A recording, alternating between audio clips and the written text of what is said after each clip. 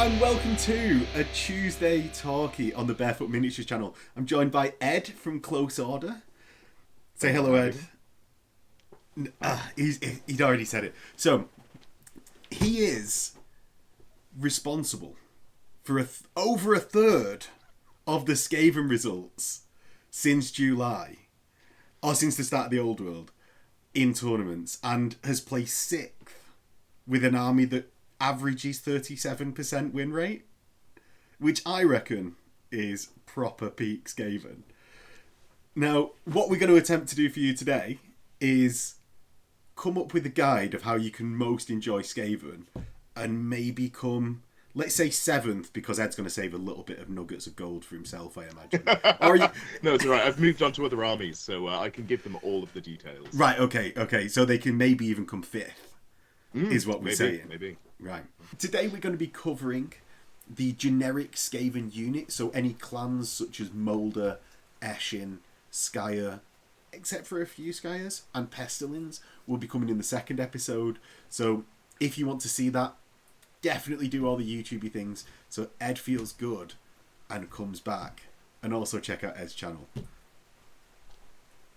Yeah, we're going to do this like all the other guides. Start with the Skaven Warlord, as well as the Army Special Rules to give a little bit of flavour to then talking about the magic items. Then we're going to go through the characters along with the unique spells. Sadly, no big names or legacy rules like that, like bloodlines. Why didn't Skaven Warlords get the ability to become Plague Priests? Don't know.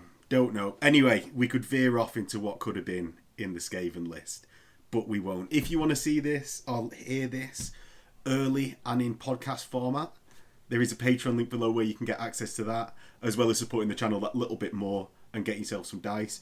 Also, head over to Ed's channel, Close Order, where you become a member. And do you do members content, or is it... I stay away from members content, but I do have some member sections of the Discord, because I think that's I don't want to make videos purely for 20 odd people. Maybe when I get a bit bigger, I go to that.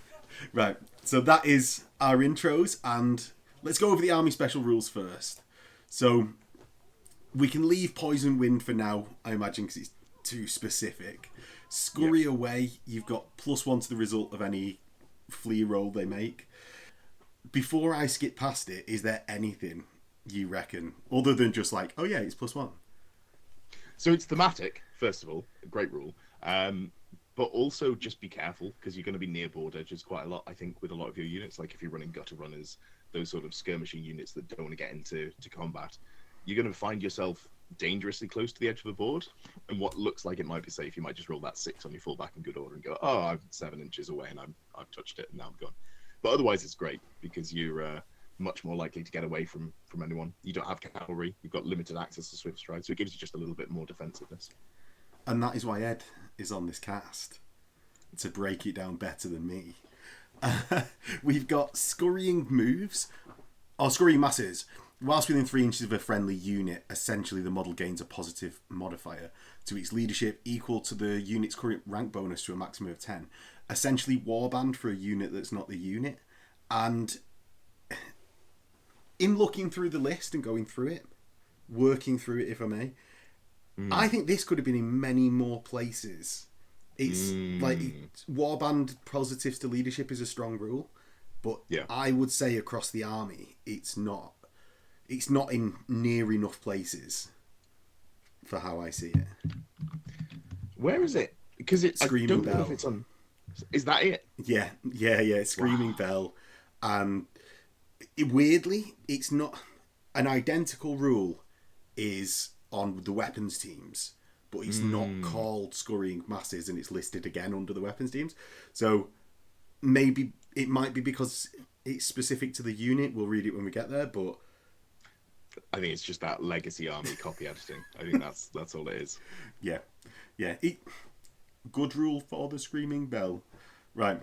Yeah. We've got so just for the Screaming Bell, if you do take one, it gets you up to that leadership 10. You're going to put your general on there. It's a large target, 18-inch bubble of leadership 10. So there is some use to it, but as you say, it would be nice to have it in extra places. Yeah. Verminous Valor, essentially unless engaged in a challenge, your Skaven characters can retire to the back of the unit, not be attacked or make attacks, and the unit can still use their leadership. Again, incredibly fluffy. It's been a Skaven rule forever, and is so characterful for them. And also, in a lot of cases, you want to hide from that Chaos Lord while still getting the leadership. So, Yeah. very good rule. Yeah, you do lose your other buffs, I believe. So you'd lose like your Battle Standard Bearer, or if it's a Greyseer, you lose any spells you've cast on the unit. But I think technically, because you can retire at any point, and Skaven have higher initiative, you could load up your front rank with characters, hit at initiative, retire them immediately, and then they say, which is such a underhand, unbelievably dirty tactic. It's perfect for Skaven. No, do you not move through the ranks at like at step like 1.2 or something like that? It literally says, may voluntarily retire at any time. And any time is after I've made my attack. That is any time. That is in fact any time. Do you know what? Even better. What a class rule. What an absolutely class rule. Yeah, that sounds really abusive, but then you remember that you're playing Skaven and you're like, you know what? I'm okay with them putting infantry characters in bricks of, infantry, and then getting some attacks and not immediately dying. That's their dragon. Give them one thing. Yeah, I think they definitely deserve it. And especially because they're so characterful of an army that's so distinctly Warhammer. Yeah. That, do love to see little gems like that in there. And even if that's not the intention for the move there, and who can talk about intention? Sure. Maybe only the games designers. It's just great that I'm happy that it works that way. We get Warpstone weapons next.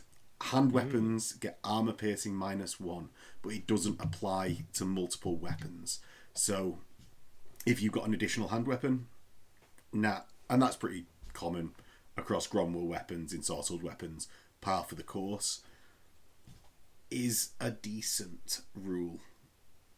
I think this is like one of the best versions of it. Obviously, I think Choppers is better because you get the rerolls. It's you sort of, there are variations on what you could say is better, but the magical attacks as well are really nice. If you get charged by something ethereal, never mind, can they chop you up? It's great. You get it on Stormvermin, which is sort of the big reason to like it. You can take that hand weapon and shield and not feel bad about doing so. Well, no, even though everyone will be armed with a halberd, obviously, because that's the beautiful model version. I don't think it's wrong to do that, but just sometimes, like, even if you pay for the halberd and you're in combat, you're like, oh, I need the extra save. Oh, at least, I lose the strength, but I've still got the AP. Oh, it is definitely a good trade-out, and certainly better than Murderous, right? What's that rule? Don't know. Don't think I've ever used it. Exactly. And that is coming from a Dark Elf player, because Ed, you just played Dark Elves, right? So yeah, it was just my Sorceress that had it in that list, I think. Or that mattered. My Dreadlord had a great weapon, so it didn't apply. Yeah. But yeah, usefully placed. It's the Greyseer gets the Warpstone weapons in this list, so you can make 2 attacks at AP1 magical hand weapons.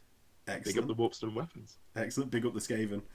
And that is the special rules. We'll get to the weapons actually within the unit entries, because really helpfully, and this is my favourite part of the Skaven list, they're listed with the unit entries, and it's such a minor comment, but it's such a quality of life improvement over how they I've got an engineer handgun, that's going to be at the end of the rule set. Flick to there. Yeah. And I think, again, this is legacy editing, because all of the actual books have it.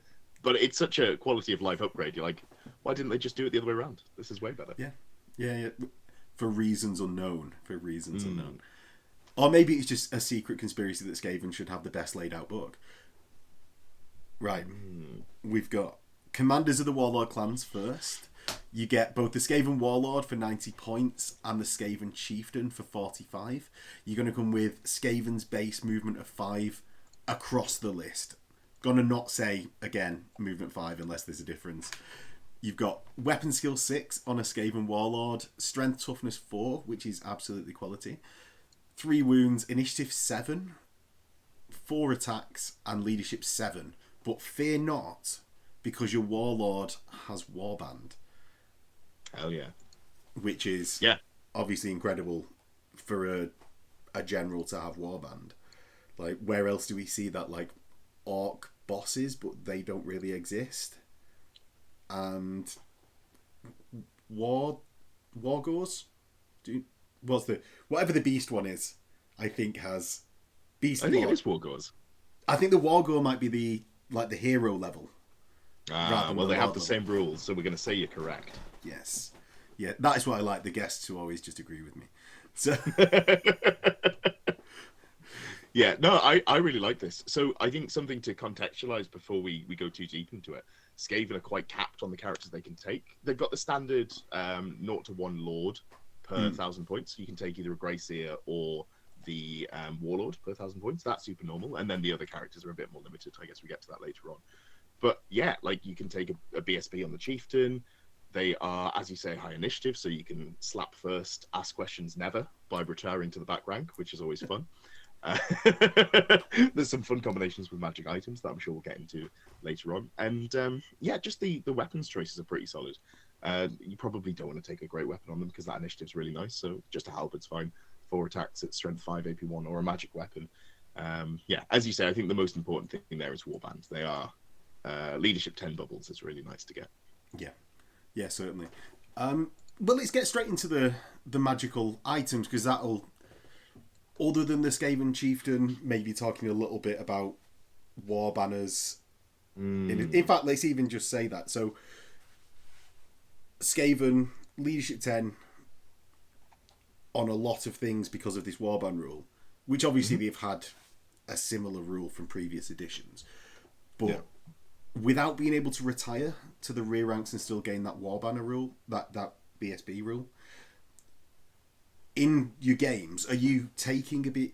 I imagine you're taking a BSB, or are you not bothering because you don't want them in the front of a unit and dying? So I've been playing a fairly atypical Skaven list, which is a flying Death Star that marches 24 inches. But I have talked to other Skaven players who do more typical rank and flank stuff, so I have the experience there as well. So Jack Allen, who has been playing a lot of Skaven recently, he always takes the BSB. He quite likes taking a second Skaven Chieftain because it's cheap as chips, and then you've just got another target that you can be like, oh, I guess I'm going to be challenged out. Oh, well, I've got a unit champion and I've got a chieftain. At that point, if the problem's not gone, I've messed up. Really, that's the state there, because you can hit them out fairly defensively. There's a nice shield that you can stick on them, for example, that makes them hard to get rid of. Right, and that is basically their dying power is Empire Captain. So for anyone that wants a comparison point, we're definitely talking towards that end of the scale versus, oh, I've got an exalted champion that is as hard as everyone else's Lord level that's carrying a banner. Yeah. We're certainly away from that. But the T4's nice. The T4's nice. It's not an elf. Right. Let's go into the magic items. I always, and everyone is fucking sick of me saying this, I imagine. Magic weapons. I always hate the magic weapons, but I did really like in the Chaos Guide, the Warriors, like the journal for Warriors, really liked them.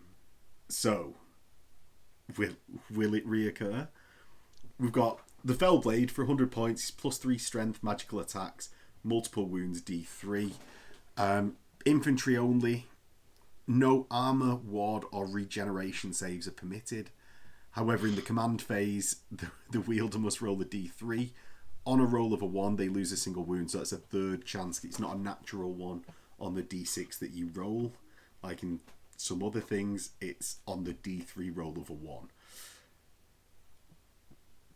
On a cap of 100 points, if this was something that could be taken to a lesser degree, like +2 strength with multiple wounds, D3, allowing wards and regens, if I could take that for 50 points on a Skaven Chieftain, certainly I would take it, or I'd give it a good consider.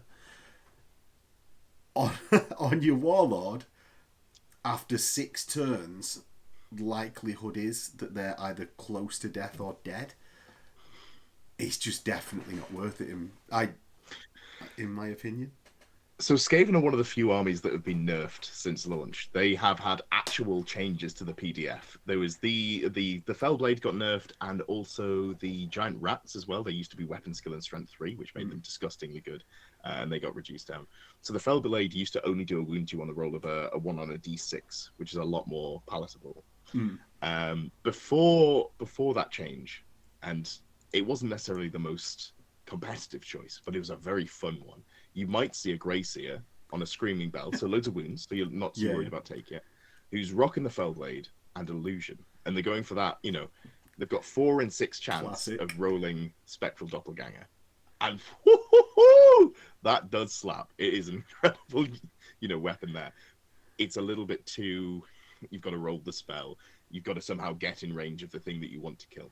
But I mean, like, if you can politically argue your opponent and be like, wouldn't it be really cool if you charged into my screaming bell?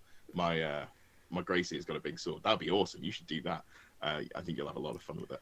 So, well, I'm definitely up for psychological warfare during games, and that I think that's a thing that isn't captured enough within the games on the channel. But the psychological warfare within games is definitely a sub-phase that I'm fond of. So, like if we were going to tier list this, I'd definitely put that in S with that description. But I just don't think I could take it without the psychological warfare phase there. So I wouldn't ever put this on a competitive list, and I'd put it in every fun, flavorful list. That's how I'd describe it. If you're looking to have a good time and make some stories, take this item. It's hilarious. Take it on the Greyseer, who's like probably not even going to get to do their combo, but when they do, that 1 in like 3 games, you're like, oh, do you remember that? Yes. We've been talking about it for years. Right. Well, form your own opinion at home. We've got the Weeping Blade for 50 points. It's strength user, AP -2, magical attacks, multiple wounds D3, and poisoned attacks. For 50 points, it fits within that assassin limit, which the Weeping Blades is surely plural, is surely what they were going for. But yeah, it's I wait to be surprised. Knowing that Ed was such a Skaven expert, I've read through all the unit entries, but specifically not the magic items, so that you could guide me on these. How do you find? For me, it's just missing one line of text, which would be +1 or plus D3 attacks or +2 attacks. If it had that, I'd be excited. But an assassin, which is probably where you want to put it, only has 3 attacks. Or you can put it on the warlord, who's got 4 attacks, but it's just not quite enough. Whenever you've got poison as your main vessel for getting the wounds through, you really want quantity of attacks over quality. You're only strength 4. There's not much in the way that you can buff that up. I guess you could take a potion of strength, which is not something I've seen anyone ever do. Maybe that's the broken combo that we need someone to work out. But I think the item cost is fine. But if I'm putting it on an assassin, I feel like I haven't got enough attacks. And if I'm putting it on a warlord, I'm going to find that 15 points and just go for an ogre blade. I think that's what I'd go with. Well, that is... I don't know how mad I am that it always comes down to ogre blade, more so than everything else just not being worth the points. So, hardly a bad review of the item, but not the best, right? We've got the Blade of Nurglich for 35 points. It's +1 strength, magical attacks. I'm already seeing Ed shaking his head. Any enemy model that has 1 or more unsaved wounds in the Blade of Nurglich must immediately make a toughness test. If failed, suffer a -1 to their toughness for the remainder of the game. Let me walk you through all of the issues with this. So first of all, strength +1 gets you to strength 5. Okay, cool. But you then only get the benefit from the rule if you don't kill the model you're attacking. So really, you're going to be talking about dragons. So you're going to be wounding on 5s. Okay, sure. Maybe I'll get lucky. I only need to get 1 wound through. Yeah, but it also has no AP. So then they've got the layered saves. I haven't run the numbers on it, but I'm assuming the chance of you actually getting a wound through on a dragon is minimal at best. So I'm not sold on it. There are better ways to reduce your enemy's toughness in this book. We'll just leave it at that. I think it's a very diplomatic way of saying it's absolutely trash. Yeah, awful. Yeah. Leave it at home. Pick up the other assassin blades if you want something fun. Yeah, certainly. Death Globe, which is an extremely common magic item, 25 points. It's range 9, magical attacks, move and shoot, single use. It must target a specific model within its target unit, such as a champion or character. Roll to hit if successful. Center the blast over the target model. Anyone under the blast must take an initiative check. If failed, lose a single wound. I kind of like this. This is one of those weird cases where it's a magic weapon. I'm like, I actually might put that in. It's weird. So because you're targeting a specific model, if you pick a character, they can look out, sir, which then I guess your opponent just gets to choose where it goes, which is slightly odd given that you're trying to put it in the most beneficial spot, and they just go, oh, I'm going to pass it on to the model on the outside of the unit and take the least hits. Yeah. But if I have 25 points spare, I'm willing to give that a go. The problem is you probably want it on assassins because they've got the good weapon ballistic skill. Nobody else really has a great ballistic skill, and you have to hit with it. And then I'm probably not taking assassin just because they don't offer all that much. But yeah, it's enough there that I'm like, maybe I do. Yeah, but so it gives the example of the champion or leader, doesn't it? But you can. Or champion or character. Regular model. But yeah, second ranker, you've not targeted the character.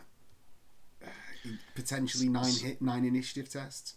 Or yeah, so if the ideal situation is you take it on a Greyseer, on a Screaming Bell, or the Plague Monk on the other big large target. So you can see into the middle of the unit, and then you can throw it into like 3 ranks back, so you get the maximum hits. But then you. I don't know. It's difficult to get those things close enough to throw it, and also there's a weird rules combination with Dragged Along that I take issue with. So I haven't been running either of those models. Oh well, we'll get to it as soon as we get past the Greyseer. I mean, colour me intrigued. Right, let's go on to Magic Armour, which is where it usually starts picking up a bit. We've got the Warp Stone Armour for 25 points, heavy armour that can be worn by a wizard, and they don't. Even if they don't have the option to get armor. 25 points for heavy armor. Normally this is like 35 points, and it also comes with a 5-up ward for wizards. Yeah. It doesn't here.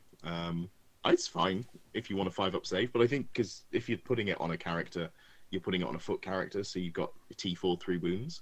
It's probably not going to do enough to save you, but yeah, no, there might be a niche case you want to take it.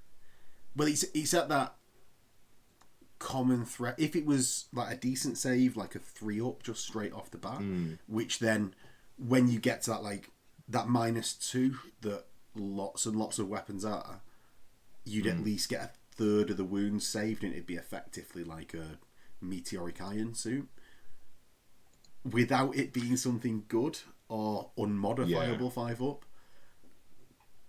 I've just thought of the time you might want to use it. So you take an assassin, and you're going to use this assassin to challenge out enemies, and you're going to try and stay alive as long as possible, and you're going to tank combat. They can't buy armor, so you're kind of screwed there. But you can buy the Warpstone armor. So you get the Warpstone armor. Job's a good one. Oh wait, no, you can't. Never mind. You can't. If you can't get armor, you can't get it at all. Never mind. No, that was a fun thought. That goes nowhere. No, I could see where it was coming from because it says anyone can purchase, but it's only the wizard, isn't it? Shame. Warp lock. Shame. Engineer. Don't know. Yeah. It's a bit of a swerve. The Cautious Shield for 20 points. Oh, go on. Anything to add? I was just going to say, if it was like 10 points, I might take it just as a last sort of like, I'll throw that on my character and see if it helps them survive. But I think 25 points is a bit steep for us. Just heavy armor. Yeah, for whatever costs everyone else 6 points or 3 points to upgrade from light armor. Yeah, it's just that bit too much. The Cautious Shield for 20 points. It's a shield. In addition, the bearer may choose to wield it in 2 hands during initiative combat step 1.1. If they do so until the end of the combat phase, improve armor by 3, but their attacks are reduced to 0. This is the first good item we've found. This is a banger, because that gets you up to a 2-up save. And when because you're going to be playing against dragons. People like dragons and big stuff. You're going to be challenging out the dragons and trying to beat them on combat res, because you've got cheap models with lots of rank bonuses, and you've got ways to stack combat res. This is a great way to make your opponent go, oh, I actually don't get anywhere near as much combat res as I thought. And then you double outnumber them, the dragon flees, You might have Swift Stride from a cheeky banner. Maybe you catch the dragon and kill them. That's a very fun way to win a game as Skaven. You came in, you only did 4 wounds to me, and I ran you down. Oh no. You didn't kill me enough, and you got scared. Yeah, and at such a cheap points amount, investing into other things that may allow you to reroll. If you're really going to go hard into it, rerolling armor saves on the one-offs, the Luckstone, as well as having a 5-up ward. I like this just as a 20-point magic item on a unit champion. Stormvermin unit champion. Yeah. Heavy armor already. Yeah. 2-up save. Oh no, I lose 2 attacks with a halberd. Darn. But you lose loads of overkill into me. It's really solid. I like it. Do you know what? I'm spoiled by, although they're like peasant-based Bretts. Yeah. I'm spoiled by Bretts and Warriors of Chaos, where every time I look at a unit champion upgrade, I go, well, I've got a decent weapon and my stat line is amazing, so I'm not like I don't need that upgrade. But yeah, it's definitely a point to put on, like as you say, Stormvermin or anything. Right, talismans for 40 points. We get the Shadow Magnet. Any enemy model that targets the bearer or any unit they've joined during the shooting phase gets -1 to hit modifier. This is my favorite item in the book. Oh, so good. So, just in general, if you're in a meta where people are bringing ballistic skill shooting, this is really good. If you want to do shenanigans with skirmishers, this is really good. Because obviously skirmishing infantry get -1 to hit. You can boost that up to -2. There's a banner that gives you a turn of your entire army getting an extra -1 to be hit. There's a lot you can do to make Skaven really resistant to long-range firepower. So this is contextual, but the times you want it, really good. Yeah, and in those sort of shooting wars that people can get into, if Skaven is one of the things that they can actually do. Yeah, so the Skaven is very much sort of quantity over quality, but you can write lists where most of your shooting is not able to get shot back, at least for the first couple of turns. So you just get to shoot unmolested. Maybe some clan rats die. Yeah. Oh no. But all of the actual output stays alive for the first couple of key turns. So that's a good piece if you want to run maybe big clouds of gutter runners. That's a good place to put it. I'm getting an inkling that might not have just come from nowhere. Right. We've got the Warpstone Amulet, 35 points. Gives the bearer a 4-up ward save against any wounds suffered caused by a non-magical enemy attack. Good. It's a lot of the things that you would want your rock hard character to have will have magical attacks, but as we learnt during the Verminous Valor, you don't need it on your hard characters. So I would say it's probably worth taking when you want to go beyond, like, the second thing after the Talisman of Protection. When you're looking for something like that, it's just that option that don't give it you all the time. Might put it on the BSB or something like that if they need extra survivability. Having no save versus non-magical is obviously a downside, but you tend to favour play better. Yeah. Just don't make mistakes, bro. It's easy. I really like this if you're running 2 of the big chariots, the Plague Furnace or the Screaming Bell. Yes, the Screaming Bell has a 5-up ward against non-magical attacks, but I don't love that as sort of like a permanent buff. So if I'm running 2, probably if you're running 2 Plague Claw Furnaces, you give one the Talisman of Protection to give it a 5-up ward. You give the other one the Warpstone Amulet for a 4-up ward. A lot of the shooting that's going to come at them isn't magical unless you're playing against dwarves, at which point that's the one good dwarf matchup. So good for them. You've done. Yeah, just sort of resign yourself to your place in the world, and or just like hide them behind a building and taunt the dwarves. Do that psychological damage, make them come towards you on their stumpy legs. Oh, more psychology phase. Absolutely. Yes. Right, magical standards. We've got 65 points for the Storm Banner. It's single use. You can activate it during the command phase until the next turn. Enemy units cannot use fly, and it's -1 to hit modifier from all enemy shooting. that is fairly good. Fairly good. Two massive effects combining the most annoying Bretonnian item ever. Yes, the Bretonnian item has the potential for working every turn, but definitely getting it on the turn that you need it is massive. Is massive. Yeah. And then combined with all enemy shooting getting -1 to hit. What is not to like about that banner?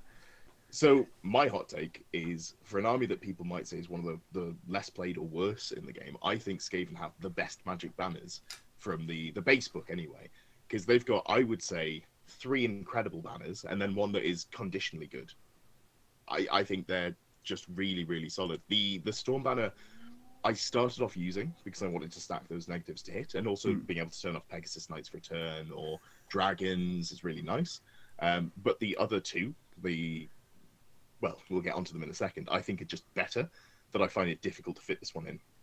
This one has to go on a BSB at 65 points, which is the main downside, because I really want 2 of the other ones in my list.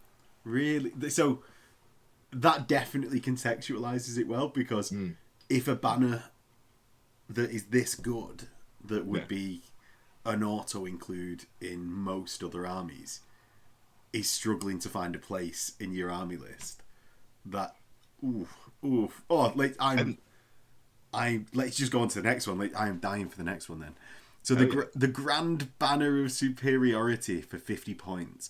When calculating combat results, a unit carrying the Grand Banner of Superiority can claim an additional D3 combat result points. Is that ever called? It's really good. But, yeah. Combat resolution, I think it is. Yeah. It just struck 50, me wrong. Anyway. Plus D3, 50 points solid. for a war banner on crack. It's really good. Like, so what you're going to want to do is, if you take your big ranked up unit, it has to be able to deal with a dragon. So you want to challenge out a dragon, which means you have to hit that static 7 combat res. So you've got one for close order, 1 for banner, 3 for hordes. That takes you up to 5. Then you've got BSB, and then you've got the Grand Banner of Superiority. And even if you roll a 1 on there, you're getting at least a tie with a dragon. You've got a musician, you automatically win the combat. You can't lose, basically. Just in a straight, you've been challenged out by a dragon. They max out their overkill. They have close order. You've also got 7. Too bad, so sad, dragon. You win. So there's not a huge amount of factions that can do that, but just having the additional, like the combo of Horde and the War Banner plus, basically, is really nice. And then it's just better than War Banner.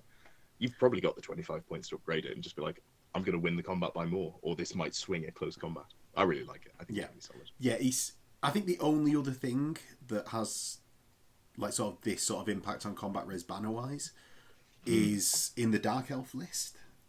And yeah. Off the top of my head, it's only on the charge, but might be. I think it's also 65 points if I remember correctly. I think it's more expensive. So then doesn't fit onto units. So yeah. What is there to say except getting a full units combat res, a full ranked units combat res? Right, we've got the Dwarf Hide banner for 40 points. Gain Hatred, Dwarves, and Stubborn. So this is the one I'm least excited by. Stubborn is good. It's a good rule. I generally don't like these sorts of rules where you're taking it because you're tailoring for your opponent. It's more of a feels bad. Either you don't play against dwarves, so you don't get most of the rules you're paying for, or you're playing against dwarves and you're like, I'm supercharged against you. And that, sometimes that works out, if you're playing a campaign or something like that. But a lot of the time, it's difficult to slot in, I would say. But yeah, Stubborn is good. Stubborn is good. I think this just suffers, as you said, you're paying for points you're not going to use in most situations. And the Banner of Iron Resolve already being in the common magic items list. If you really want Stubborn, that's likely going to be the better way to go. So finally, the Banner of Verminous Scurrying for 35 points. Gain the Swift Stride special rule. Man, do you know what we were saying? So yesterday, me and Ed did a tier list of heavy cavalry, and I think we both said it beforehand, and it was mentioned during. It's really hard to talk about things that are just like, oh my god, that is so great. It's so hard to talk about those either units or rules because it feels so obvious. And I think this is one of those things in an army that lacks Swift Stride anywhere else due to no cav. gaining Swift Stride on any unit of your choice is overwhelmingly good. I agree. So for me, if I'm running a big brick of infantry, which you might want to do, Stormvermin, go for loads of ranks. You get that 7 static combat rares. You've got the the banner of grand superiority on your unit standard, and then you put this on your BSB, and that means when you beat the dragon, you roll 3d6, they roll 3d6. You're pretty likely to catch them. You don't get the +1 because it's only for fleeing, but yeah, just getting that additional. Also, it turns you into an actual threat. You can position and go, well, I actually get to charge you. I'm a movement 5 infantry with an extra D3, an extra 3-inch range on my declared. So that's what, a 14-inch range charge? That's almost cavalry. Solid. It's faster than Dragon Ogres. that critical threshold. Honestly, yeah. I really want to hit before those Dragon Ogres. Sadly, you've said you forgo in the Storm Banner because those Bretts and the Pegasi have clearly left their mark on you. So, not quite getting rid of those, but yeah, an absolutely excellent banner.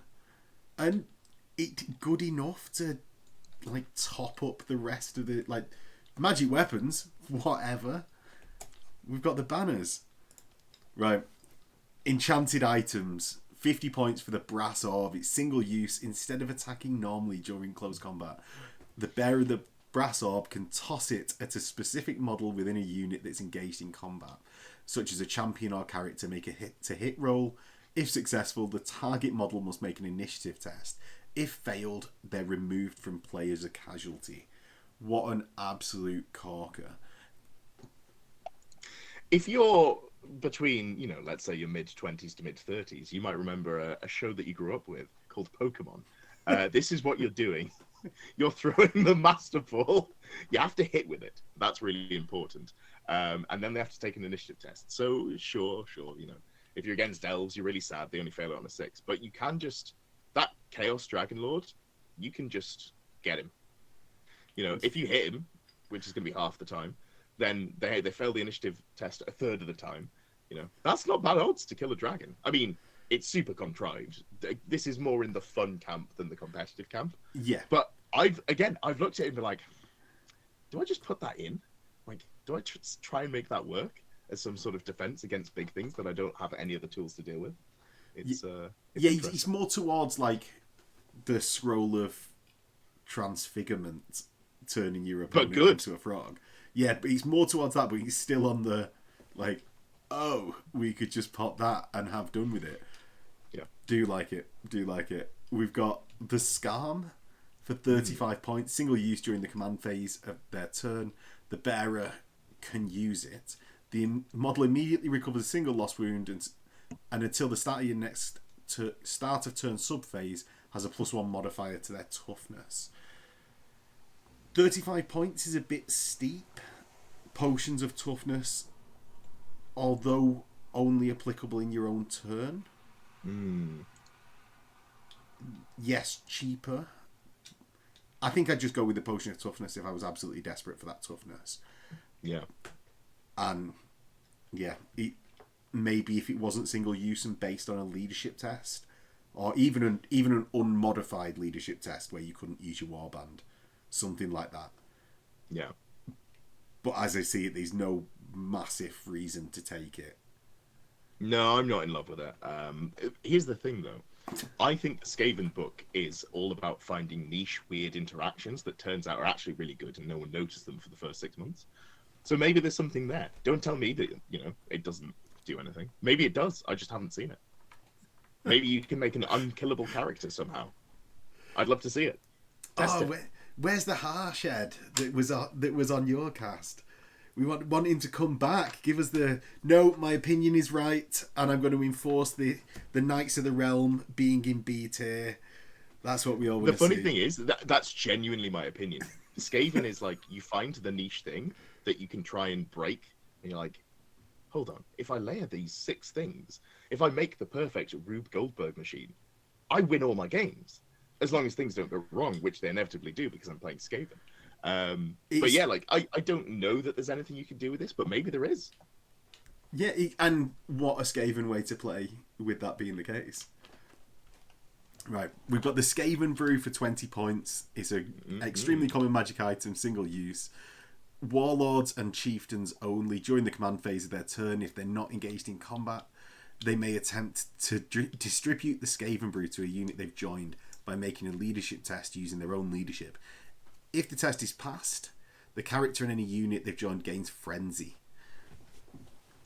Yeah. So this isn't unmodified. So you're taking this on leadership 10, which is good. So you're probably getting it off. And this is Frenzy on tap. And you use this when you want to charge. So I really like it. It's also, you can take multiple. It gives you immune to psychology. So if you're worried about, because it lasts until your next start of turn. So if you're worried about being charged by a dragon, you're like, oh, I'm really worried about failing the terror test with my big brick that's here to chase down dragons when I beat them in combat res. Oh, but I've got to take a terror test. Maybe that 1 in 12 chance of me failing. I really don't want to risk that. I'm frenzied now. Sweet. Job's a good one. Yeah, I think this is incredible. 20 points for immune to psychology, and also just if you need to punch something harder, you can punch it harder. So what? So how many items is this? You've said a combination of 6 is the master plan of all Skaven. We've got the Skaven Brew. Yeah.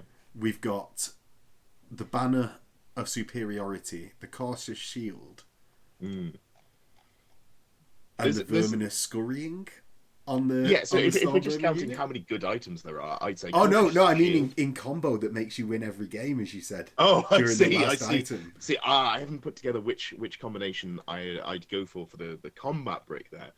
If we're talking about the sort of the combat res, we're just going, give your unit champion the Cautious Shield, make them probably not take the full overkill, put the Grand Banner of Superiority and the Banner of Verminous Scurrying into a unit of Stormvermin, and then probably give Skaven Brew to a chieftain.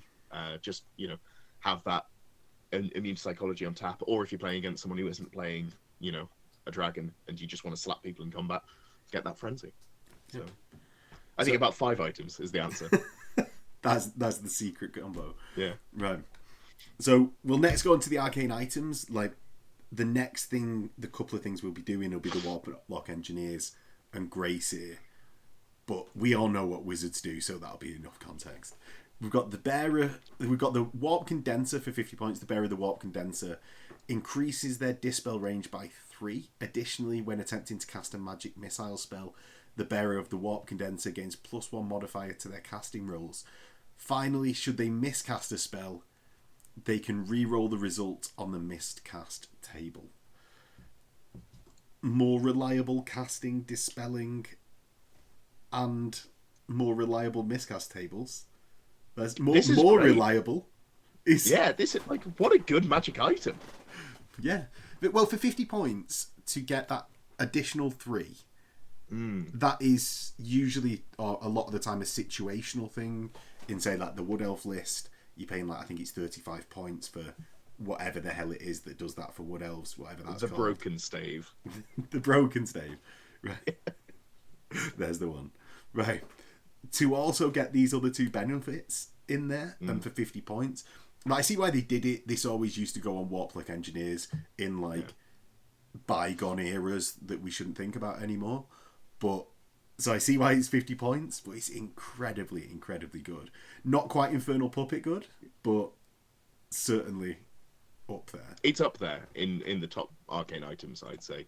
So you're going to put this on a Greyseer realistically, because you've got a better chance of rolling your spells. You can't combo it with Lore Familiar, which is really the only downside. But you're going to probably take 2 Greyseers anyway, so who cares? You take either Battle Magic or you take Elementalism. You're probably rolling a Magic Missile. Then you're swapping into a Magic Missile from your own lore.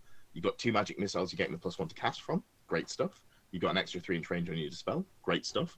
When you inevitably miscast because you're casting 7 spells a turn, cool. I don't get the one that ruins my day. It's all just gravy. Quality. Next, the Storm Demon for 30 points. The model can cast the following bound spell with a power level of 1.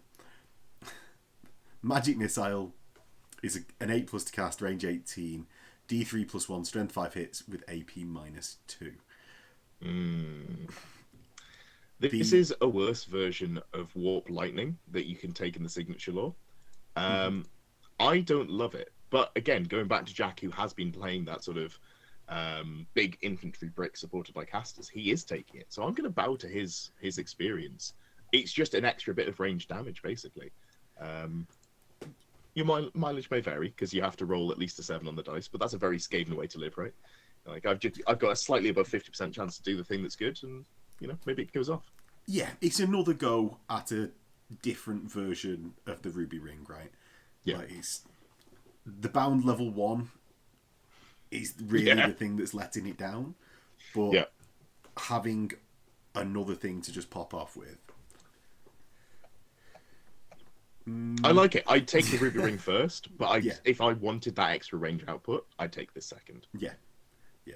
Then finally we have Warpstone tokens, extremely common and 15 points each. A wizard may purchase up to 3 Warpstone tokens, each of which is a single use. Before making a casting roll, a wizard can choose to use it. Each token consumed may roll an additional D3 and add it to the casting roll. However, for each natural 1, the wizard loses a single wound. So this item is incredible, but you never have to buy them because your casters, not including the Plague Monk, but the Warlock Engineer and the Greyseer start with D3 of them. So this is just D3 biscuits that might do some damage to you. You got to be a little bit careful with, but you get D3 to the cast roll, and that's really good because you're probably leaning on the strength of the casters in the Skaven book, I would say. Greyseers are really, really solid. So yeah, I probably wouldn't buy them. I'd buy Power Scrolls instead, but I'm very happy to have a Warpstone token to use, just for free. Minimum 1, max 3 per caster. It's great. Yeah. Right, well, let's get into the Greyseers. 135 points for a level 3 caster that can be upgraded to level 4 for the 30 points that it always is. We've got, as you said, D3 Warpstone tokens, and really the big surprise in what is a Lord level caster's profile is that he's toughness 4 for a Skaven, along with the initiative 5 to attacks, leadership 7, so it's as commanding as your Warlord, so there's no real downside to taking it unless you really want like Fellblade Warlord. And I still think take Fellblade on the Greyseer. Do that instead. Yeah, with the Doppelganger. Hell yeah. Oh man, Doppelganger is just the death of so many Lord level characters. Yeah. But I suppose the birth of so many Lord level heroes that are going to be doing combat damage.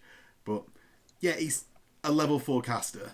What the main thing I think we need to talk about is first the lore, and we'll do the lore of the Horned Rat, as well as some of the lores included in the Greyseer, and then Screaming Bell. And what the hell are you going to say about this dragged along rule? It's burning its way into my mind all the time. It's not good. It's not good. So let me, for 30 seconds, just quickly soapbox about the Greyseer to get the good out of the way, and we'll talk about the rest, and then we'll come to the dragged along later. I think this might be the best caster in the game. That is a hot take, but it is like top 3, undeniably. The Greyseer is so good. You get a level 4 caster. You pay a little bit more than you might normally pay, but you get D3 Warpstone tokens that don't come out your magic item allowance. That's fantastic. The lores are great. Again, we're going to talk about those in a second. The actual lore that you get as a caster, the lore of the Horned Rat, is great. There are multiple really good choices in there. I don't know what's bad about it. Like, you can run to the back of the unit. If you're sat in a unit, you're at risk of being slapped by some chosen knights or something like that. Like, oh, I don't fancy that. I'm just going to go to the back. I might have even hit you first with my initiative 5, and then I run away, which won't do much. But, you've got strength 3 attacks at AP 1. This thing's just incredible. I think Greyseers are so good, and every Skaven list I write has 2 of them in. That's my soapbox. No. It's hard to argue with, really, because it's with all of those benefits and more laws than anyone else has to pick from, and they're all, as you say, solid. Yeah, I'm going to be reiterating you unless we move on. That's a really good point, actually. The laws. I think they have the most laws apart from maybe Slann and Empire Wizards. Empire Wizards don't have a law to change, and a lot of the base spell laws don't have good signature spells. And then the Slann is the Slann. So you're probably not taking that for various other reasons, but that's a rant for another video. So yeah, they probably do have the most options in terms of how you want to build them out of all casters that are relevant. Right. Well, let's do the laws, like the generic laws now. Sure. So battle magic, excellent for sort of like these mid-level casting. Fireball is obviously great. Obviously, we've seen loads of Pillar of Flame, Pillar of Fire, Column of Fire, whatever it's called. Pillar. Yeah, we've seen it all the time.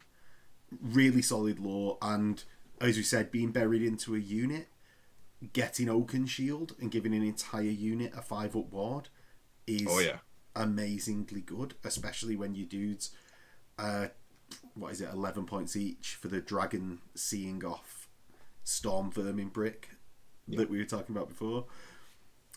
Demonology is great for its multiple buffs across the range, as well as a really solid magic missile in there. Mm-hmm. We've got dark magic, which I am not an expert in, so I'll let Ed talk about a little bit. Dark magic is my favourite lore that I never pick. I want to make it work, and I'll let you know when I do. It's missing something, and I haven't quite worked out what it is. Because it's got like 2 assailments. It's got, you can give yourself hatred and frenzy on tap. That's amazing, right? But you can get frenzy from a magic item in this book. So I think we leave dark magic. But so far we've had 3 bangers, so we're feeling good. Battle magic and demonology. Yeah, well, they're both good. Elementalism and illusion also bangers. Yeah. With obviously like wind blast for the magic missiles, as going into the warp condenser that we've gone through before, as well as then obviously being able to take your signature spell of warp lightning. Solid travel mystical pathway. So good. Yeah, excellent. Since you are lacking in cavalry, except for that pseudo cavalry swift stride banner, being able to have earthen ramparts is decent. It's so good, because something that people I think forget about it is it means that you're behind a low linear obstacle when you charge, so your opponent loses the initiative bonus. You know what Skaven have? Good initiative. So they're going to charge you, and you go, oh, okay, here's all my halberd attacks from my front rank of my Stormvermin. Oh. It adds up. Nice. Yeah, and then illusion if you want a Fellblade Greyseer. And other builds. Yeah, there are 2 reasons to take an illusion Greyseer. The first is the funny reason, which, as we've talked about a couple of times, you're going to put him on a screaming bell, and you're like, come at me, bro. Do you think you can do it? Oh, I didn't roll my spell. Never mind. Next game. Re-rack. Or illusion is just an incredible control piece, and if you're playing an army that is having to deal with these big behemoths, and it doesn't necessarily have great answers to it itself, a good answer is having, Column Crystal, Masmet Mirage, stopping them from doing anything. Just a great spell lore if you're able to play it. Don't get me wrong, it's quite hard to play that really well, but if you can master illusion defensively, it means you're going to win a lot of games. Yeah, maybe over the 37% average, or whatever it was. They need it. So, the Lore of the Horned Rat, getting Skitterleap for the first one, which is a conveyance, casting value 8, range 18, can target friendly characters whose infantry, which is everyone. Almost everyone. Well, Not everyone the without the Screaming Bell and the Plague Furnace. But may target can target characters engaged in combat. You can immediately remove the target friendly character from the battlefield and replace within 24 of the original location, but not within 6 inches of enemy models. Target cannot move again during the movement phase, and it again reiterates that you're allowed to leave combat. I think a fairly good spell if you didn't want to spam out Warp Lightning all the time. I think that's where it sort of falls down, because you can only take one of your base lore spells, which I do still find sort of weird, even near a year into the old world.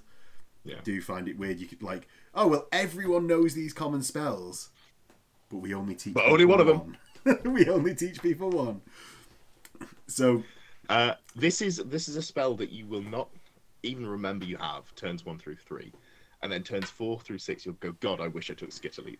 There is no in between. There is the beginning of the game where you're like, I will pump as much damage as I Skavenly can into my opponent, and then turns 4 through 6, you're like, I have a 200 points lead. I will now maintain that points lead, and I will not have my general die. And at that point, you're like, God, I wish I had Skitterly. But yeah, as you say, overshadowed by the other two spells. Yeah. So it is in your list. Then you're not taking Skitterleap because you're thinking, "Oh, I wish I had Skitterleap."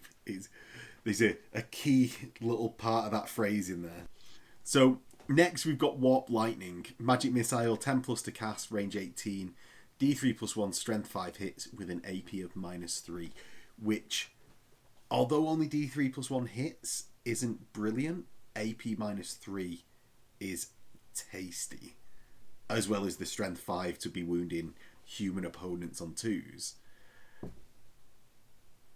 As we say, this is a near go-to, just like for an obvious option. Your Warp Condenser guy is definitely going to want to be taking Warp Lightning. I agree. You see, I think this is better than Cloud of Corruption. So, I'm always surprised at how good Warp Lightning is. I prefer Cloud of Corruption, but then whenever I play against Jack, I'm like, that Warp Lightning just did a lot to me. Not happy about that. Maybe I should take it more. That's the trick, because it's only D3+1, but on average that's 3 hits at Strength 5. So as you say, you're winning humans on 2s, you're winning Chaos Chosen on 3s, stripping them back to only a 5-up save. It can even wound the T6 stuff relatively confidently. It's only a 5, but that's better than most magic missiles. And the AP3 is really nice for getting through those dense saves. The main downside is you've got to cast it on a 10, which is kind of fine because you need a 6 on the dice for level 4 or a 5 if you've got the condenser. But where it sort of starts to hurt if your opponent has any level of magic resist, then you're like, oh, I need to roll a 6 or a 7 or an 8, and that's where it becomes a little bit less reliable. But maybe you just don't take it if your opponent's got loads of magic resist. So one to play around with. Yeah, well, he's even the low number of hits, he's sort of choosing your targets, and especially the units that usually you want. You've got a really good AP, that here is obviously beyond Great Weapon, the units that you might want to put that into tend to be the smaller units and not tubs of wounds anyway. So it's sort of that balancing act, isn't it, between, well, it's not D6 or D3+3, but yeah.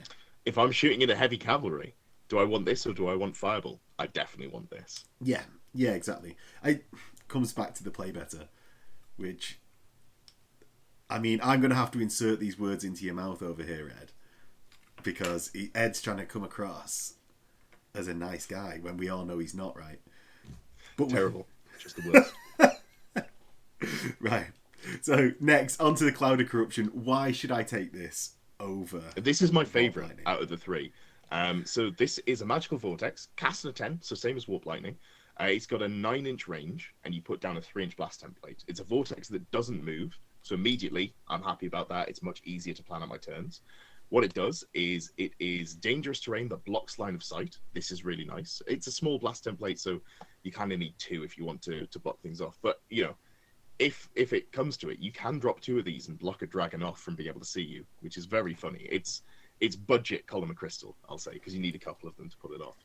But it's when enemy models are within 3 inches of the template, they are at -1 toughness to a minimum of 1, which is so good because you can take some real quantity of shots in Skaven that aren't very good, but there's lots of them.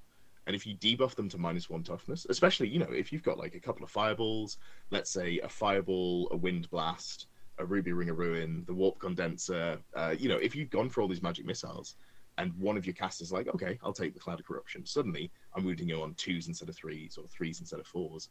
And that just really helps get through. You layer with other debuffs like the Plague of Rust from Elementalism, and something that looks really hard to chip through, like a big brick of Dwarven infantry, for example. You can really strip them back quite quickly. And you don't even care about magic resist. It's a targeted debuff because it's a really small aura, but there's, it's a vortex. And it's a surprisingly long range because you measure 9 inches, then it's the middle of the blast template, you get an extra 1.5 inches on that, and then you get 3 inches range on there. So it's 14.5 inch range basically, which is Yeah, which is getting up where they're with a lot of the other hexes, in which it's, and you get to although it's a move vortex, first. it's a yeah, that's a good point actually. The threat range from the start of the turn where you'd be casting the hexes is another 5, because obviously you can't march while doing the vortex. You drive a hard point. You drive a hard point, definitely. I think I overvalue Cloud and undervalue Warp Lightning, and the answer is take one of both. I think that's the answer. Obviously, you're 2 Greyseers. Oh yeah, I've made that position firm. Yeah, double the Greyseer. They're really nice models as well, so it's hard to argue with just from a modelling perspective. The new one that came in the Skaven type box, and the old one, great. Yeah, I've got one that should be stood in the bell, and then I've got one that's from the Skaven type box, and they're the 2 nicest Skaven models I've got painted. So, onto the bell, since you've met, not only because it's next in the order, but because you've just I was having it. such a good time, and you've just ruined my evening. So, I looked at these, the bell and the plague furnace, just to lump them together. And I was like, you know what? Okay, yeah, T6, a chunk of wounds. They're a chariot, so I've got 360-degree line of sight. I love a caster on a chariot. Really good for magic missiles. They've got dragged along. Okay, cool. So they get the movement value of the models next to them. And then I reread what dragged along does. And dragged along is, at the start of your move, you substitute the movement value that you have for the one of a unit within range of you. You know, the infantry unit that's dragging you along. Yeah. And that technically doesn't work with charges. Your declarable charge range is 8 inches, and that's really sad. And I think it needs to be fixed sooner rather than later, because you have 2-inch move on your profile, so you can only declare 2 plus 6, even if you're stood next to a unit that's 5-inch move. So you're going to be moving, you're going to be charging 5 plus the higher of 2d6. You can only declare in 8 inches, and there's not a lot of stuff that's going to stand 8 inches away from you and want to take a charge. And that's because of how it's worded as at the start of your move, not at the start of your I'd like to see that of unit. tightened up. However, technically, and I don't think you should do this, but there is a broken combination. So what you do, you put a unit in marching column and you march them, but you stay within range of dragged along, which I think is 3 inches of the unit or something like that. Right. And then you go to move the chariot, and the chariot then takes the marching column's triple movement as its move value, so it's 15. And then you march the chariot. So technically, you can move a chariot 30 inches. Don't do this. This is not how the game is intended to be played. That's because marching columns sets your move to triple. Exactly it's that. not because it allows you to move 3 times. Oh, that's tricksy, man. That's tricksy. Yeah, so don't do that. If you're playing casual games, talk to your opponent and say, look, here's this stupid thing. I don't want to do it. I'm not going to do it. Do you mind if I just say my charge range declarable is what we think it should be? 5 plus d6 if I'm next to a unit with the actual charge. Is the bargaining chip. Yeah, well, yeah. So I go to a lot of Rob, the Honest Wargamers events, and I sent him a message to get something FAQ'd, and he never got back to me. Thanks, Rob. But he'd say himself that he's bad at responding to messages. That's not shade. So I was like, hey, there's this bullshit interaction. I don't think it should work like that. Instead, I think it should work like this, which would let them charge a normal distance. How do you feel about that? Left me on red. So my bargaining didn't work. And then I just didn't take them to tournaments. Shame. Onwards, though, into the actual rules of the Screaming Bell. It is a character mount that's going to provide you an additional 5 wounds. It's Toughness Dragon, though only going to be giving you Strength 5 with no attacks, and that Strength 5 comes in on the impact hits. But no stomps or grinds or something like that you might expect from like a dragged along unit with big wheels. We've got movement 2, so if you're not near a unit, you're stuck. 1 Rat Ogre crew, I suppose that's why it's so slow, that's got Strength 5, 3 attacks, and has got Armor Bane 2, as Drag Ogres tend to, as well as having Magic Resistance -3, Stubborn, Terror, Scurrying Masses, this is the instance where it's actually in the list of gaining the leadership bonus to your Greyseer that's next to a unit that you'll get from Dragged Along. You've got Blessings of the Horned Rat and Toiling of the Bell. Blessing of the Horned Rat is a 5-up ward against non-magical enemy attacks, and Tolling of the Bell is basically 2d6 table that you can activate during your command phase that has a number of benefits. If you roll a 2, you gain D3, or you do D3 strength 4 hits at AP -2 to every unit, friend or foe within command range, which will be 18 inches. Yeah, 18 general. inches because it's your general.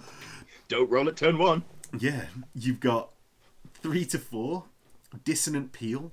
Until your next start of turn subphase, all enemy units within 18 suffer a -1 to their leadership, which is, when stacking with Terror, a hefty leadership debuff to any unit that they're in combat with, if you ever get there, as well as, like notes before, as well as being actually a solid debuff to 36 inches of the battlefield. You've got Wall of Unholy Sound. I'm just going to run through these, Ed, and then go wild. You can give you actual brilliant breakdowns after that one, because there is a number of results. So, Wall of Unholy Sound, until your next start of turn subphase, all friendly units within 18 gain the Fear special rule.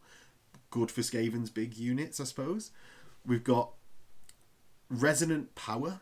Until the end of the turn, all friendly Skaven wizards within this model's command range, so 18, seeing a theme here, may apply a +1 modifier to their casting rolls they make. So when stacked with Warp Condenser, getting to a +6 to cast is reasonable by anyone's estimation, I think. We've got Emboldening Clamour. Until your next start of turn subphase, all friendly Skaven within insert the distance it's been for everything else gain Immune Psychology special rule. That's Emboldening Clamour. Rapturous Ringing. Until your next start turn subphase, all friendly Skaven within insert distance gain the extra attacks 1 special rule. And finally, Sonorous Knell. Any enemy unit within, including units that are fleeing and engaged in combat, must make a leadership test. If it's failed, the unit suffers D6 strength 4 hits with no armor, or regen ward saves are allowed. And that's enemy units, if I didn't say it before. Sadly, there's no 13 result of instant win the game on that table. Shame. Yeah. Did used to like that inclusion. But go on, is there any... I'll tell you what, I'll just let you take it away rather than hemming you in within all of that. So 2 things. The first, I did my analysis there with facial expressions only. So as people were watching, they could see what I thought of each one. And then also my favourite thing was that you read all of those, so I didn't have to mispronounce any of the names. So thank you for jumping on that grenade for me. So this is I think if Dragged Along gets fixed, which I hope it will, and I think it probably should. So, if we see a tweak there, that'd be good. And the meta changes a little bit more infantry focused, I think this is actually a pretty solid piece. Yeah. I think it's kind of, if you're looking at it from sort of, do I take this to a tournament? Maybe not currently, but I could genuinely see you doing it down the line. Is it a great centerpiece model? Yes. Can you take it in more casual games? Absolutely. Is the table really fun? Oh yeah, it's incredible. You don't even have to ring. I mean, there's only one result that's bad for you, but if you're really worried about double wanting on turn 1, well, yeah, I'm not even going to roll. I'm just going to wait till they get close to me. I'm going to wait until I can see the whites of their eyes, and then I will unload my 2d6 in the command phase. Yeah, this is cool. Like, you roll a 7, the most likely result, you get +1 to cast. Yeah. Just good, even if it's only 1 caster. I really like it. The 5-up ward against non-magical attacks is probably going to be good enough most of the time, unless again you're playing against dwarves with their magical artillery. Yeah, it's a cool model. Magic Resist 3, it's really nice. Yeah, it's 2 things. It's a shame that Magic Resistance 3 doesn't. I'm forever confused by the fact that Magic Resistance doesn't stack. I mean, yeah, like, why do I not get any more magical resistant if I have multiple things? inane No, babble. you don't understand. Any value that's a number stacks. But wait, not that one. Not that one. Just the other ones. But on one of the generic items of the game, will also include a caveat that it does stack. But only with itself. Only with itself, yes. Yeah, inane babble, all of it. A lot of these results as well, I think, are positives to how at least classic-looking Skaven armies. So if you want to, like, it's a positive to how they look and play. So if you do want to have those like clan rat hordes, having a load of your like all friendly units within 18 having fear, excellent, because it starts popping off that fear because you've got big units. Immune to psychology, that's a downside for a lot of Skaven armies, especially things that might be operating independently of those rank bonuses. So a really good upside. Raptorious Ringing, +1 attack. Frenzy without the downside that also stacks with Frenzy. Yeah.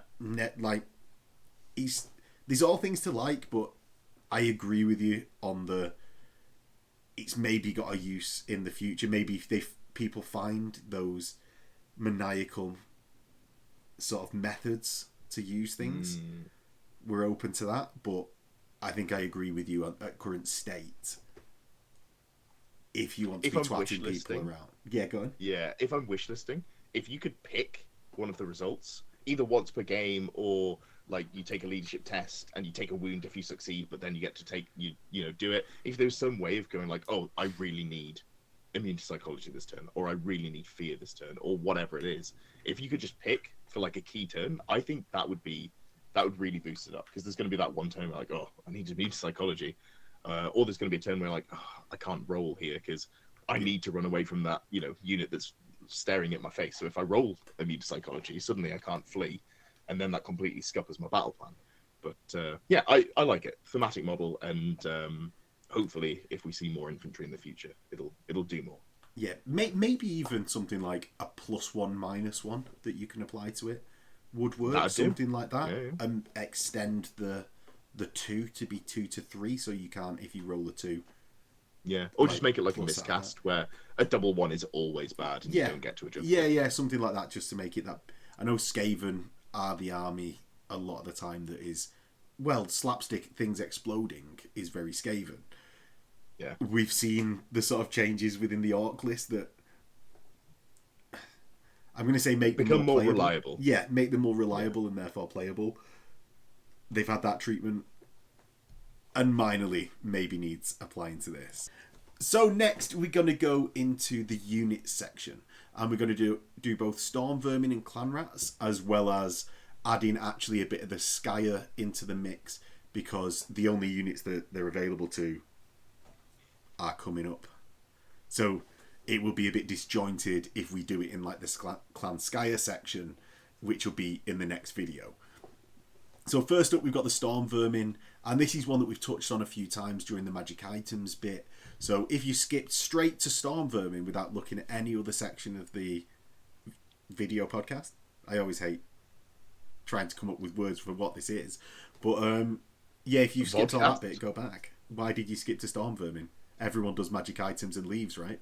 So this is a unit that you've bigged up. They've got strength 3 though, and halberds, yes, they've got warpstone weapons to make them AP -1, but at 10 points a model we get into that everyone's favourite Knights of the Realm on foot. But what makes them so great? What makes them so great? So I guess we didn't talk about this when we did Greyseers, so just very quickly, I think the way to build a good list for Skaven is to take Greyseers to buff one of 3 units. And this is one of the 3 units. You're going to have to wait till next week to find out what the other 2 are. But Stormvermin are one of the 3 units I think you can legitimately buff and feel like you've got a solid army. And you're probably going to put a Demonology caster in there, and that gives you the +1 strength, attacks, and AP from Demonic, Vessel, or Vigor. I always forget which one they're called. There shouldn't be 2 spells with basically the same name in the same lore. That's illegal Games Workshop. Needs to be different acronyms. It does, yeah. But that gets them up to 2 attacks each at strength 5 with the halberds and AP 2. And that's pretty tasty for an infantry model at initiative good and potentially, Swift Stride. or you can give them an elementalism buff if you take that as your second caster, so that people charging you are not getting the initiative bonus. So quite a lot of the time, you're looking to set up a situation where you strike first because you're made out of tissue paper. You're T3 with a 5-up save, 4-up against shooting because you pay for the shields. But they're really solid. You can take shields, do it. It's 1 point to make their save go from a 5 to a 4. Very good. You can take the full command. You can take a 50-point magic standard. You're going to do that. They're really good in this book. We talked about that earlier. You can have an attached weapon team. We'll get onto those in a second. And you can also take a 25-point magic item. So to go back a little bit to the magic items, I like the Cautious Shield in there. And that gives your champion the chance to take less static combat res from the things that charge in and challenge him, or you challenge them in the case of a big behemoth that's ridden by a monster. You take the Grand Banner of Superiority, you get that static combat res, and you make it so that you're going to win on combat res a lot of the time. But also you've got the threat of doing a fair amount of damage. You probably want to put the... what's it called? It's not Skaven Balm, the one that makes you real angry, the one that gives you frenzy. Skaven Brew.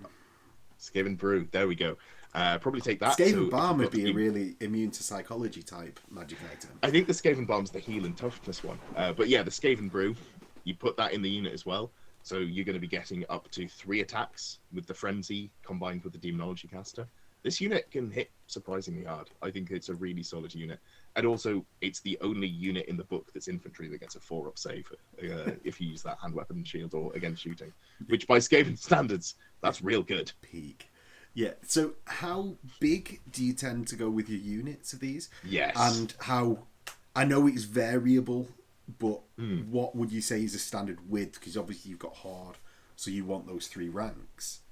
Yeah. Like min. But so how if I'm taking Stormvermin, I want to take a unit that my opponent has to respect. And if I'm doing that, I'm starting at 30. I probably don't go below 30. If I've got additional points to fill out in core, I will probably, maybe go up to 36, get that 6x6 brick, or you could go 7x5, which would be 35. You can adjust for characters. If you know you're going to put 2 or 3 characters in there, you can get away with shading a couple of models, still having those additional ranks to make sure you're getting that Horde and Warband bonus. But yeah, you want to go big with Stormvermin, that's for sure. Right, now, well, speaking of big, we get Clan Rats. Yeah. 4 points a model. Is that yeah, or is that yeah?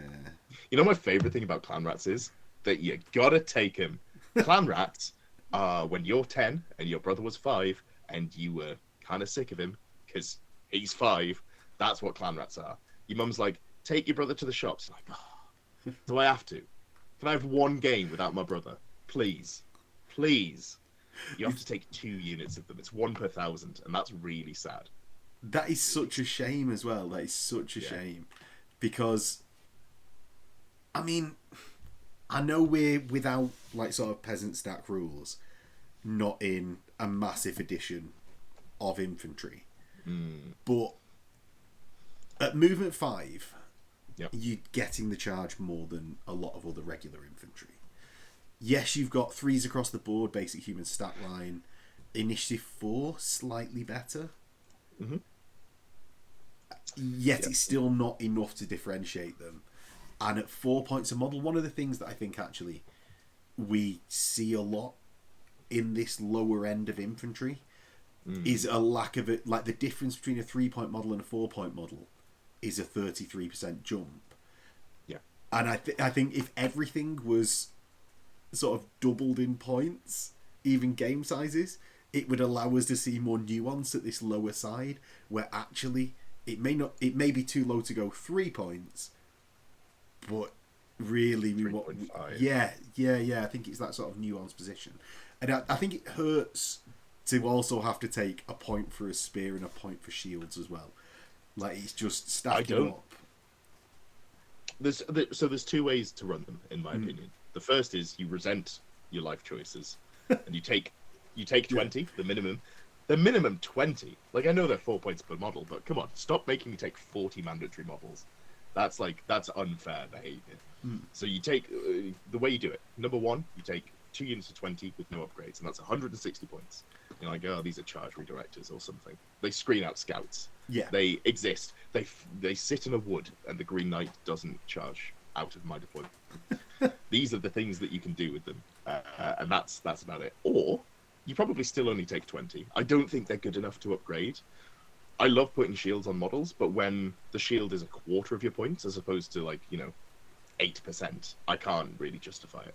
So I think you probably still go naked 20 minimum size, but then you take a weapons team as well, because the weapons teams are interesting, and that is the upside of taking the clan rats. I think if you didn't have to take any at all, I'd just be taking giant rats. Talk about them next week as well. But in the lead up, I think given that you have to take them, making the best of a bad situation, I'm pretty jazzed about some of the weapons teams. So that's not too bad. Yeah. Well, let's get on to the weapons teams then. It is a shame that we don't see these hordes of clan rats. They've not got all those rules that peasants seem to have had to get them into the game. I mean, they are on the front cover of a book, I suppose, but yeah, it is what it is. Weapons teams, though, they've always been our kid. They've always been some of the scariest things that Skaven has had.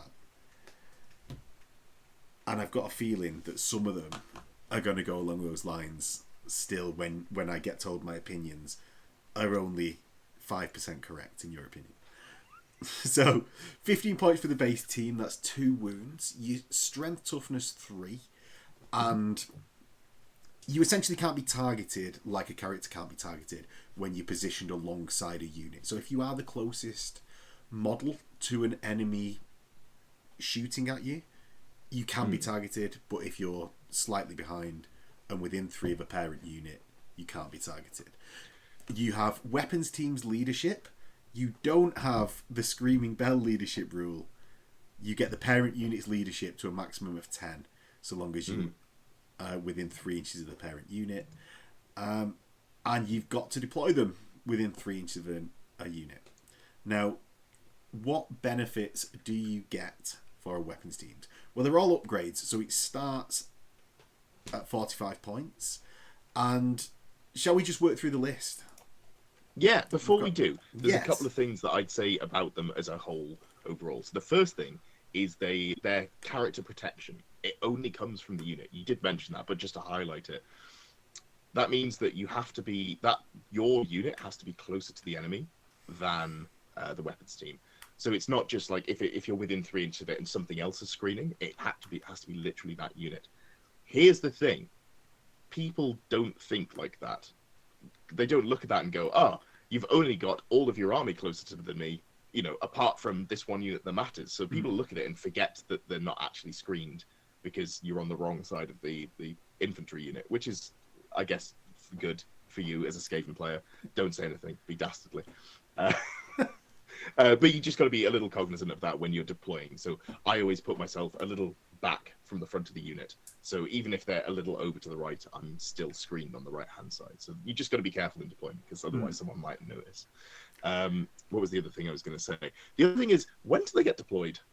Because they're an upgrade. So do they go down at the same time as the main unit? That's how I think it works.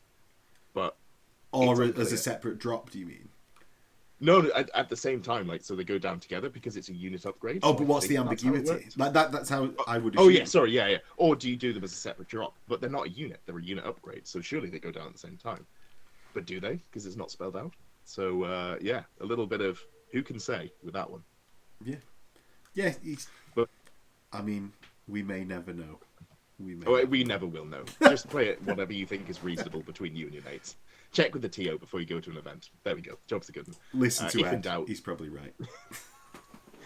Yes, but then let's go through all of the different weapons teams. Yeah. In fact, tell you what. Before we do you want to give me your hot take on how many you think are going to be good out of 5? I reckon. Right. So I'm gonna name them all and say whether I think they're good or not. And then well, that's way more harsh than I thought that you'd have to go for. I reckon this is going to be so wildly off. Doomflayers, bad. Poisoned Wind Mortars, bad. Rattling Guns, mediocre. Warp Fire Throwers, good. Warp grinders. Bad. Too expensive. Let's find out. Let's talk about it. Right. Okay, so I've been forced to do that. I'm going to read out the rules. I know, You've got not to even do my it. channel. I've just been like, I'm going to make you do a thing. Apparently I cave to peer pressure far too easily. Yeah. So we've got the Doomflayer, which is strength 4, AP -1. It has counter charge, extra attacks D6, impact hits D6 +1. The impact hits have AP -2, and you start with 2 attacks, so you'll be getting an average of 5 attacks at that strength 4 AP -1 as well as the impact hits. It's fairly good in terms of the actual looking at the number of attacks.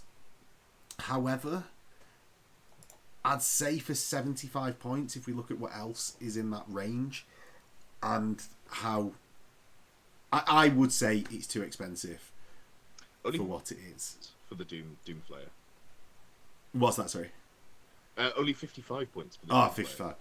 This changes everything. I super sold them when I was playing Skaven a lot, but the Doomseeker for dwarves has come out, and you've just got a little infantry model that sits by your unit and charges things at a reasonable range and does some impact hits and does some decent attacks. And I look at that and I go, maybe the Doomflayer is quite good because it has a lot of attacks. This is not, I will admit, this is not from testing, but I look at it, I'm like, it's a lot of attacks, a lot of auto hits. I think one of the things is with the Doomseeker, you're not giving away the points. You've got Dwarven Swift Stride. Yeah. So you've got those additional things sort of working for you. Whereas, yeah. Well, I suppose I don't know. I suppose you don't give away points unless your unit dies, but it's there's like a lot. There's definitely upsides and downsides, but it's 55 points from core instead of from mercenaries, so that's something to think about as well in terms of the place way spending points. Like, I don't get me wrong, they're not the one that I'm super jazzed to take, but if I saw them across the table, I'd be like, huh, I gotta respect that. That does a thing. As a person, the player, are we saying gets the respect, or are we saying the unit? But also, yeah, absolutely. If you're bringing Doomflayers, I'm like, hell yeah, let's get. I'm never gonna get charged by you, but like, let's do it. And that's just the armies that I play, as opposed to a comment about Skaven. Yeah. But yeah, no. So I'd say they're solidly mediocre. I think I like them. Right. Okay. So a more glowing review than I would think. Poisoned wind mortars. They're essentially, well, they're mortars that are range 6 to 24, strength 2 on the partials or the non-hold person, 4 on the hold model. They're bombardment, cumbersome, move or shoot, and poisoned wind. Poisoned wind. Oh, this is where I let us. The lack of a special rule while I was looking at them. Sixes to hit. Sorry, 6s to wound, always wound, regardless of strength. Does it not allow armor saves though? I think that might be specifically on the weapon itself. No armor poisoned saves wind, no permitted, armor saves. Yeah, so, I think I may have been a bit too hasty. No, I still agree with you. You can't move and shoot them, so you can't keep them near your unit if you want your unit to do anything. You can't hide them behind terrain and then just bombard, because you've only got a 24-inch range, and it's kind of hard to do that. I tested them out. I thought, we could do like some points denial here, because you don't get points for the unit, or you'd only get 25% if part of the unit's alive. So you keep them behind some buildings, you just bombard some shots, and if they kill anything, great. If not, whatever. And in practice, they just... If my opponent's running towards my lines, they kill the unit that, bought them, and then next turn they kill the Globadiers. It's not hard to get rid of them. I'm not sold on the poison wind mortars, I'll say. Ooh. Do you know what? I'm expecting the big shock of Max. You are an idiot. What are you thinking there? Yeah, and he's taking up that one weapons team slot. I just was double checking that you couldn't take more than one, but that would be spicy. If I could take 3 Rattling guns per squad, we're cooking. We're cooking. Yeah. So Rattling guns, range 18, strength 4, AP -1. They've got armor bane 1, multi-barreled, so fire like an organ gun, as well as quick shot. And I think quick shot is currently, for me at least, one of the most infuriating rules in the game. Because of the lack of the stand and shoot, or the lack of the stand and shoot penalty, and the lack of the distance required for the stand and shoot. Oh yeah. I mean, I love it when I have it. Yeah, but... yeah. So here's the thing as well. They're close order. They're not skirmish. That sounds like a downside. It's not. You know what I love doing with these? Setting them up as a stand and shoot charge redirector. So my opponent's like, hold on. So I have to be shot by a slightly worse organ gun, and then I face the wrong way, and then you shoot me next turn anyway. Where's the benefit? They're a lot of fun. I like them. I think they're like on paper. I did the maths on them because I was like, I looked at them. I was like, on paper these are bad. I don't understand why anyone takes them. And then I played them for a few games. So I was like, just kind of killed a unit of knights there. That's pretty weird. I always take two, and one will do nothing, and one will do everything. That is the secret to it. You'll roll bad on one, you roll well on the other, and just like a unit will evaporate, and you'll go, not a big unit, but you'll kill more than you think you should. I'm like, that was neat. He's slightly overperforming in a way that's worthwhile taking. Yeah, and then the other one will do nothing. But you'll remember the one that did well, so you're like, I think they're good, even though on average maybe not. But because you're taking them as your core tax, and because you're taking them, I wouldn't take a third, because at that point you're paying 140 points. But here you're only paying 60 points, because you have to take the units of clan rats. So if you look at it that way, it's not too expensive for what you get. But as a charge redirector, very fun. So, which is a bit of an unconventional usage of them. Yeah, I would say, but it's good to know that they've at least got a place, like that has been found. Warp fire throwers. Now, this is the one which I was more positive on. They're range 6 with column of fire, which is where you roll an artillery dice and add it to your range in the same way as a dwarf flame cannon. You've got strength 4, AP -1, flaming attacks, and you also cause a panic check as if the unit had suffered heavy casualties after killing one model. I haven't played them. I haven't ever seen anyone play a flame template weapon in this edition. Really? No. So that's kind of my opinion on them. It's like, oh, you can do a flame template. Well, yeah, it's a hard one. It's the forcing of panic checks that makes me a bit more positive on it. Sure. Obviously, within General's leadership bubble and BSB range, that is drastically cutting down the usage. But if you can find that unit that is just a bit out there on a flank, that is then obviously the prime target for it. AP -1 isn't the best. I mean, flames kind of normally go around armor, is how I imagine the usage. But who knows? And I think Ed, you've said it all with no one uses them, and it is how it is. Right. Yeah. When did you last see a dwarven flamethrower? Oh, never. Yeah. In fact, yeah. I saw one. It was in the wild sighting on the channel with my Chaos versus Dwarfs. And obviously we play real hardcore here, not taking random stupid units. So, of course, if anyone wants to see it, it's back. I'll link it below. I'll do that. I'll go that one step further. Right, finally, warp grinders. Is this saving them? Ed? So this is another one that I haven't taken because I quite like the rattling guns. When I was playing the Skaven core, I was looking at probably just putting 2 rattling guns in every game and not thinking about it. But I do like the warp grinder on paper because they give the unit and a parent unit ambush, which means you can, like, 20 clan rats are not good. But what if 20 clan rats could position to charge some, let's say, dwarf artillery? At that point, I'm feeling pretty good about them. It's 120. It's quite a cheap one, isn't it? So it's 45 points for the warp grinder. So that's 115? No? Yeah. 125. Maths with Edward. There we go. It's quite late. 125 points. That's expensive, but you can put them into reserve, and I don't like reserve in general, but on something that I don't care about, like clan rats, I'm pretty willing to do it. Also, they both gain the Ambusher special rule, so I think they come in separately. Although that contradicts what I was saying about the deploying at the same time. So, who can say? Well, we live Obviously, in a game of contradictions. But Yeah. yeah, it's a hard one. I hate ambushers. But as you say, you've got your close order, and even at minimum 20 with 5 wide. You come in, you've got close order, 3 ranks. You're going to be there at leadership 8, which isn't terrible. You're going to double outnumber them. Yeah. So it's...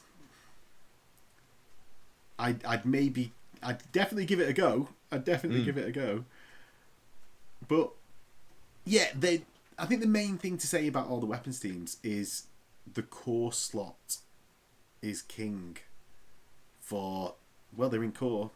They're much more elevated with... Even if you're nonplussed about something and it's in core, if it's mediocre in core, that's a pretty good core slot. Yeah, it really is. So, for me, I wouldn't take them if they weren't core. And I probably wouldn't take them if they weren't mandatory 2 units of clan rats. But they are. So, screw it. Let's have a couple of, ambushing units of clan rats. They also, just a great game plan is make people uncomfortable and make them deal with things that they're not used to dealing with. And they're like, oh, hold on. You just dropped 40 clan rats and 2 weapon teams in my back lines. That's where my artillery goes. What do I do now? Wasn't expecting this.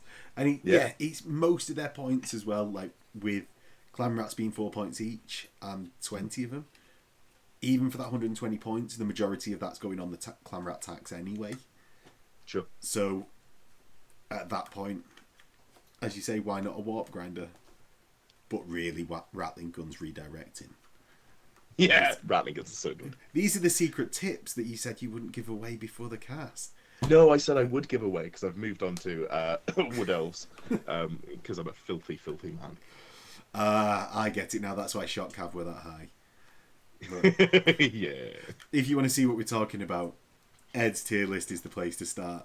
We'll drop that below. And I think we're done with the generic Skaven units, Ed. Hell yeah. It's been a pleasure. Thank you very much for coming on. And we'll catch everyone next time, where hopefully Ed will come and join me to do the rest of the units. Absolutely. See you in a bit.